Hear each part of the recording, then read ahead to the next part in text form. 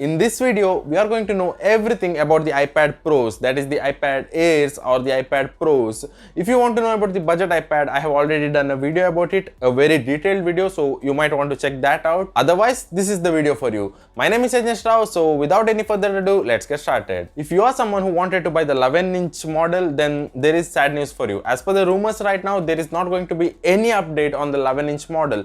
The only update they are giving right now is the M2 chip on this model, which is an upgrade from the M1 chip.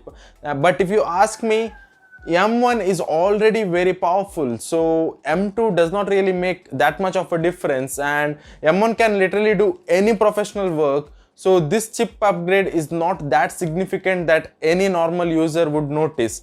So unless you are a pro user who wants the best chip in the market, or if you want the latest iPad, only then go for this. Otherwise, you can buy the old M1 version and save some cash on it. Here is something I have planned for you. The day Apple launches its iPad, I'll make sure that I do a video saying directly whether the new iPad is worth it or to buy the older iPad.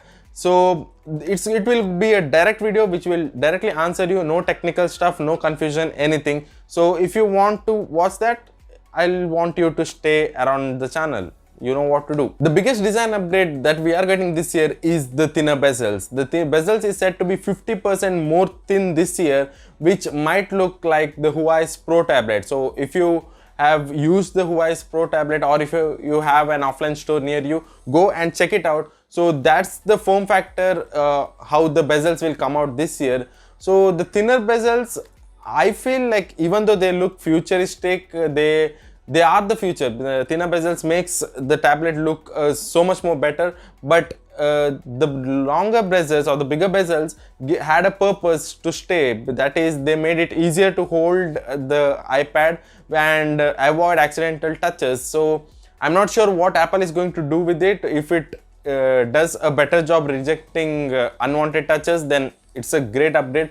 But with that in mind, now we have to think about where does the Face ID sensor and the camera module go, because if the bezels are thinner, there is no place for it there. And do we get to see a notch, or do we get to see the dynamic island like we saw on the iPhone 14? If you ask me, I don't think dynamic island is coming to the iPad this year. It might come in next year, but Apple is not known for pushing its features as fast as possible. So I feel like they will improve on it and only launch it in the next model. This year we might get to see a notch, or if Apple decides to push the dynamic island anyway, it is going to be a great update, because the iPad's form factor and the iPad's power, the possibilities become endless, and we will definitely see some quite interesting aspects where we can use the dynamic island. There are also rumors that we will be able to see a 14-inch iPad, which means we'll see a bigger iPad this year. This is a great news for all the productivity and creative people out there, because whoever is using iPad for drawing, artistry or productivity things will have lot of extra room to work, which makes it a great deal and a great alternative to laptop if you are using it in that way. But it's also a little disheartening why Apple is pushing to a bigger device and also not focusing on the 11-inch iPad that much, because I think there are equal number of people who like the smaller module as well. There will not be any build quality improvement this year. The build quality of the iPad will remain the same, which means the iPads will be prone to bending like they have always. So you will have to take care of your iPads. There is no any information as if now that there will be improvements in the build quality. So we are expecting iPads to have the same build quality as they have always had. For a long time, there has been rumors that the Apple logo behind the tablet will be made bigger to support MagSafe charging. But I don't think that's the case, because looking at the build quality, it has remained the same. Perhaps it has even, the iPads today are thinner than they were before, which means it implies that there will not be MagSafe charging right now. So I don't think there is MagSafe, there is no reverse charging on the Apple ecosystem as if now.